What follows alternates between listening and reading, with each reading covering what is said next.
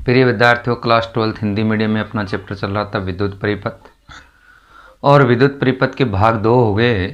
भाग 2 में विद्युत परिपथ में अपने व्हीटस्टोन सेतु पढ़ लिया, और आज की इस क्लास में, आज के इस वीडियो में विद्युत परिपथ का भाग 3 अपन पढ़ेंगे।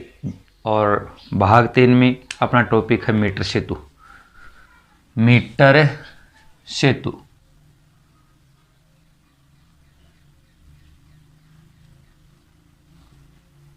Metre bridge, RBSC board exam 2015, और प्रैक्टिकल्स में भी इसके क्वेश्चन आते हैं। मीटर सेतु रचना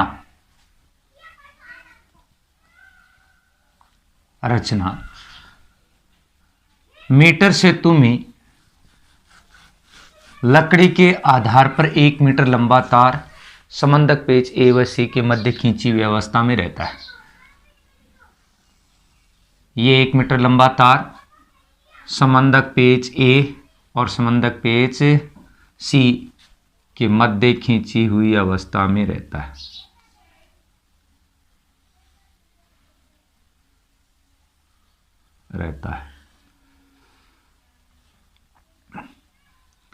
ए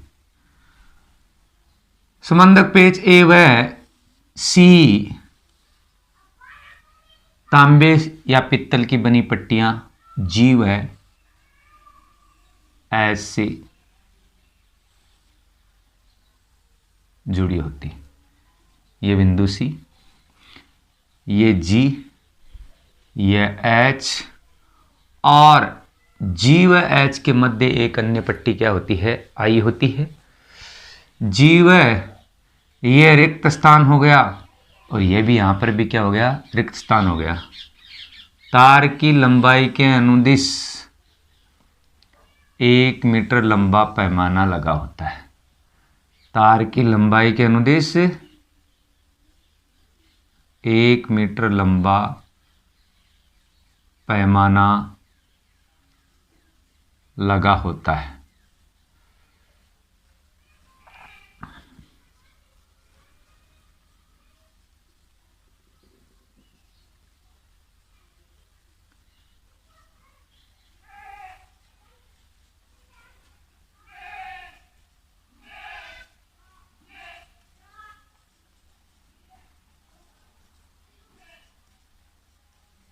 लगा होता है, ठीक है।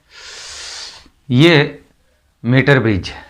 मीटर सेतु व्हीटस्टोन सेतु के सिद्धांत पर आधारित एक प्रायोगिक युक्ति है, जिसकी सहायता से अज्ञात प्रतिरोध का मान ज्ञात किया जाता है। प्रश्न आ जाता है, मीटर सेतु किस सिद्धांत पर कार्य करता है? तो मीटर सेतु व्हीटस्टोन सेतु के सिद्धांत पर आधारित एक प्रायोगिक युक्ति है, जिसकी सहायता से अज्ञात प्रतिरोध का मान ज्ञात किया जाता है। मीटर सेतु में क्या है? मीटर सेतु में 1 मीटर लंबा तार संबंधक पेच ए व सी के मध्य खींची हुई अवस्था में रहता है। ये सी हो गया, ये ए हो गया, खींची अवस्था में रहता है। संबंधक पेच ए व सी का संबंध तांबे या पित्तल की बनी पट्टियां जी व एच से किया जाता है, और जी व एच के मध्य एक अन्य पट्टी क्या होती है? आई होती है।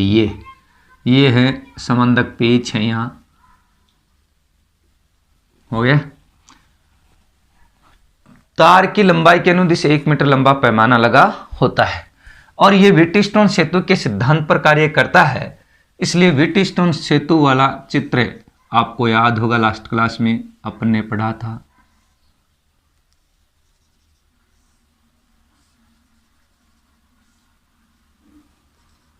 ए बी सी और D, P Q R S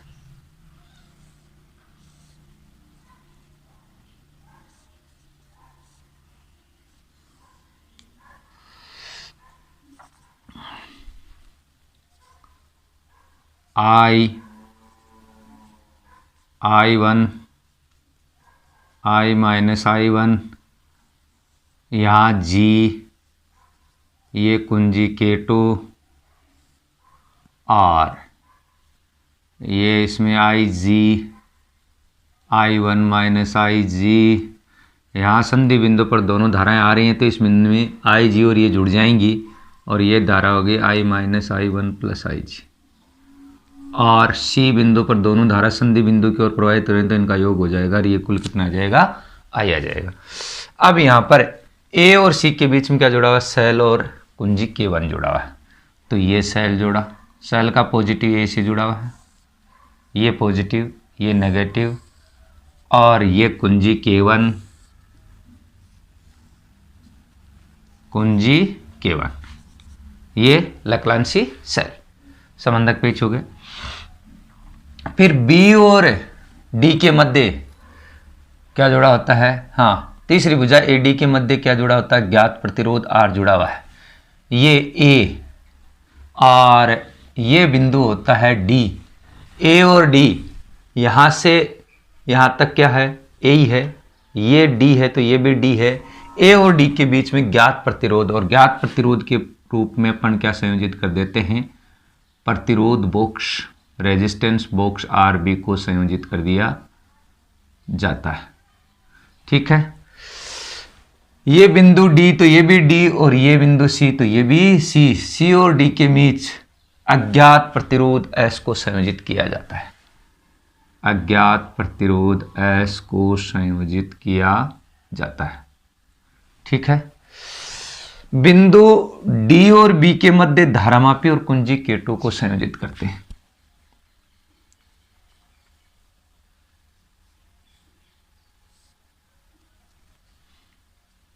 ये धारामापी G और ये विसर्पी कुंजी J को संयोजित कर दिया जाता है। ये धारा आ गई ए, इसमें कुछ धारा चली जाएगी, इसमें कुछ धारा चली जाएगी, ये ऐसे आ गए, और इस प्रकार से ये आ गए। ठीक है, ये अपना चित्र बन गया। अब और मीटर ब्रिज किसकी तरह कार्य करता है, व्हीटस्टोन ब्रिज या व्हीटस्टोन सेतु की तरह कार्य करता है। कार्य प्रणाली, कार्य प्रणाली, कार्य प्रणाली में क्या है, सर्वप्रथम कुंजी K1 में डॉट लगाते हैं, और सर्वप्रथम कुंजी K1 में डॉट लगाते हैं तो सेतु की भुजाओं में लगे प्रतिरोधों में धारा का प्रवाह होता है, और उनके सिरों पर क्या उत्पन्न होता है, विभवांतर उत्पन्न होता है। विसर्पी कुंजी को बिंदु ए के पास स्पर्श कराते हैं और धारामापी में विक्षेप की दिशा प्रेक्षित कर लेते हैं। देख लेते हैं विक्षेप या तो बाईं ओर या दाईं ओर। मान लीजिए इस बिंदु ए के पास विक्षेप दाईं ओर है, तो विसर्पी कुंजी को ए से हटाकर कौन से बिंदु के पास स्पर्श करा देते हैं, सी बिंदु के पास स्पर्श करा देते हैं, तो विक्षेप की दिशा किधर आ जाती है, बाईं ओर आ जाती है। विक्षेप की दिशा बाईं ओर आ जाती है। अगर ऐसा होता है, दोनों स्थिति में विक्षेप एक दूसरे के विपरीत होता है, दोनों स्थिति में विक्षेप एक दूसरे के क्या होता है, विपरीत होता है, तो धारामाप में संयोजन क्या है, सही है।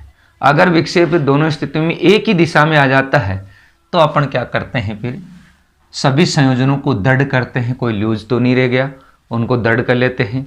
दृढ़ करने के पश्चात प्रतिरोध बॉक्स RB से एक ऐसे ज्ञात प्रतिरोध R का चयन करते हैं। प्रतिरोध बॉक्स RB से ज्ञात प्रतिरोध कैपिटल R का चयन करते हैं या निकालते हैं, निकालकर बिंदु A के पास स्पर्श कराते हैं और धारामापी में विक्षेप की दिशा को प्रेक्षित कर लेते हैं, और बिंदु C के पास स्पर्श कराते हैं और पुनः धारामापी में विक्षेप की दिशा को प्रेक्षित कर लेते हैं। अब दोनों स्थिति में विक्षेप की दिशा एक दूसरे के क्या हो जाती है, विपरीत, और विपरीत हो जाती है तो संयोजन क्या है, सही है। और संयोजन सही है तो यहाँ पर मान लीजिए बाईं ओर है, यहाँ पर क्या है, दाईं ओर, तो संयोजन सही है। अब विसर्पी कुंजी को बिंदु A से C की ओर धीरे धीरे चलाना प्रारंभ करते हैं और धारामापी पर एक बिंदु B ऐसा प्राप्त करते हैं जिस पर धारामापी में विक्षेप का मान 0 प्राप्त हो जाए। धारामापी में विक्षेप का मान क्या प्राप्त हो जाए, शून्य प्राप्त हो जाए। शून्य प्राप्त हो जाए उसे क्या कहते हैं, संतुलन बिंदु कहते हैं। क्या कहा जाता है उसे, संतुलन बिंदु कहा जाता है। माना कि संतुलन बिंदु ए सिरे से कितनी दूरी पर प्राप्त होता है, एल दूरी पर प्राप्त होता है। ये 100 सेमी है, ये एल सेमी है, तो ये 100 minus L centimetre, 100 minus L centimetre हो गया। माना कि प्रति सेमी लंबाई का प्रतिरोध रो है, 1 सेमी लंबाई का प्रतिरोध क्या है, रो है, तो एल सेमी लंबाई का प्रतिरोध क्या होगा, rho into L. A B भुजा का प्रतिरोध क्या है, पी है, और बी सी भुजा का प्रतिरोध क्या है, क्यू है। तो ए बी का प्रतिरोध, ए बी का प्रतिरोध जिसको अपन ने किससे व्यक्त किया, पी से व्यक्त किया। पी बराबर क्या हो जाएगा, एकांक लंबाई या प्रति सेमी लंबाई का प्रतिरोध रो, तो एल सेमी का प्रतिरोध rho into L, rho into L. B C का प्रतिरोध, बी सी का प्रतिरोध क्यू, और बी सी का प्रतिरोध क्यू हो गया, तो क्यू बराबर क्या होगा, लंबाई कितनी हो गई 100 माइनस एल, और प्रतिरोध क्या हो गया, रो, रो 100 minus L, rho into 100 minus क्या हो गया, एल हो गया। क्योंकि 100 माइनस एल सेमी लंबाई होगी, प्रति सेमी लंबाई का प्रतिरोध रो हो गया। ठीक है, बीसी का प्रतिरोध आ गया। अब संतुलन की अवस्था में क्या है, ये वेटस्टोन सेतु संतुलन की अवस्था में है, तो संतुलन की अवस्था में प्रतिबंध P बट्टा क्यू बराबर आर बट्टा एस होता है, P बट्टा क्यू बराबर आर बट्टा एस। संतुलन अवस्था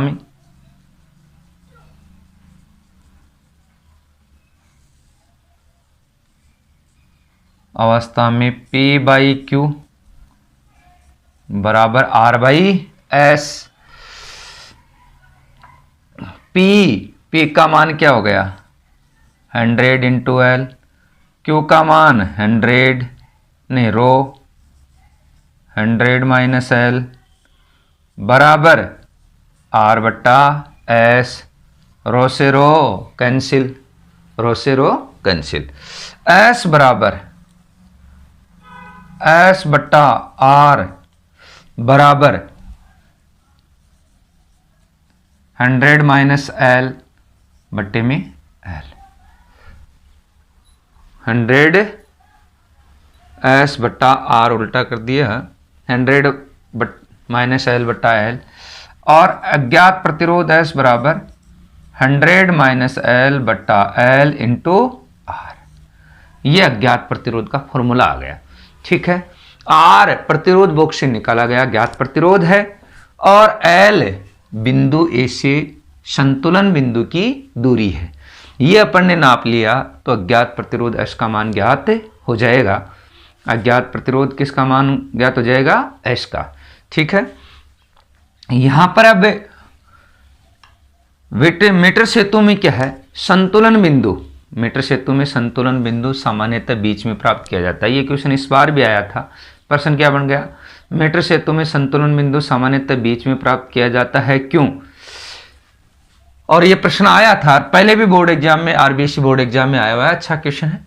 मीटर सेतु में संतुलन बिंदु बीच में प्राप्त किया जाता है, यानी 30 सेंटीमीटर से लेकर 70 सेंटीमीटर के बीच प्राप्त किया जाता है, ताकि प्रतिरोधों के कोटि एक ही हो और मापन में क्या हो, सुग्राह्यता हो। मापन में क्या हो, सुग्राह्यता हो। ओके, अब क्वेश्चन है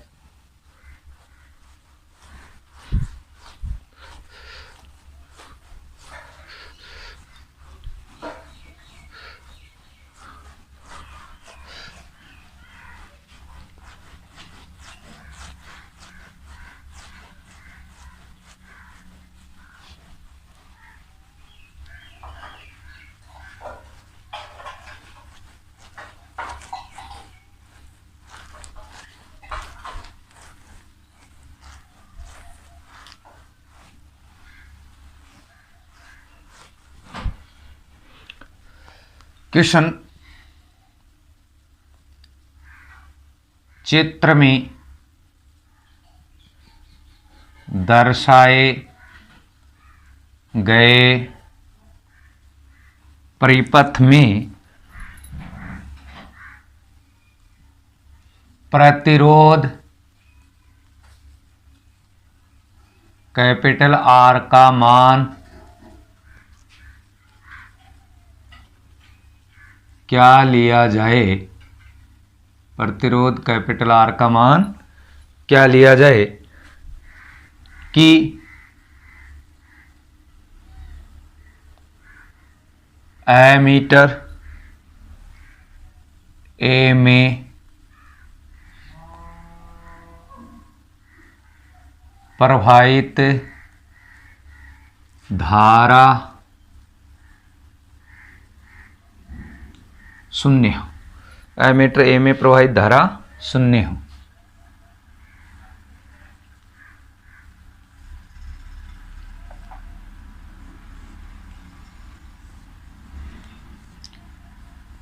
ये चित्र है 20 ओम, 10 ओम, 20 ओम, 10 ओम,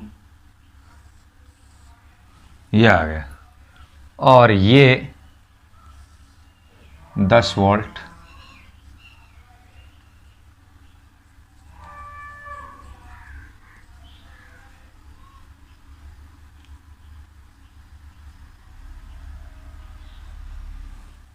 ये एमीटर ए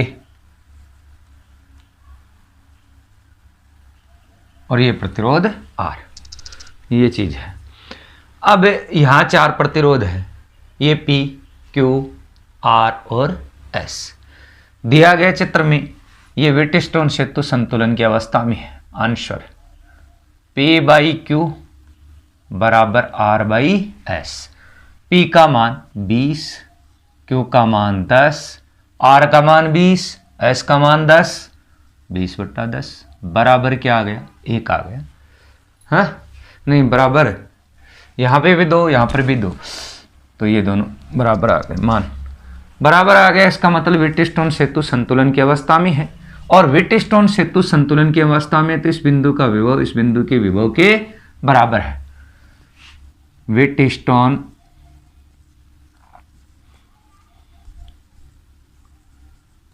सेतु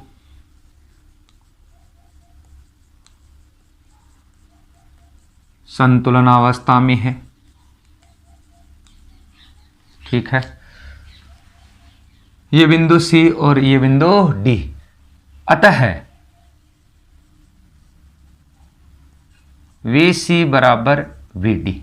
बिंदु सी का विभव बिंदु डी के बराबर है, और बराबर है इसलिए शाखा सी डी में धारा न तो सी से डी की ओर न ही डी से सी की ओर प्रवाहित होती है। बराबर है इसलिए समान विभव पर धारा प्रवाहित नहीं हो सकती। समान विभव पर धारा प्रवाहित नहीं हो सकती, इसलिए न तो धारा सी से डी की ओर प्रवाहित होगी और न ही धारा डी से सी की ओर प्रवाहित होगी। इसलिए सी डी शाखा में धारा का मान 0 होता है, चाहे प्रतिरोध कैपिटल आर का मान कुछ भी हो। प्रतिरोध कैपिटल आर का मान कुछ भी हो। ओके।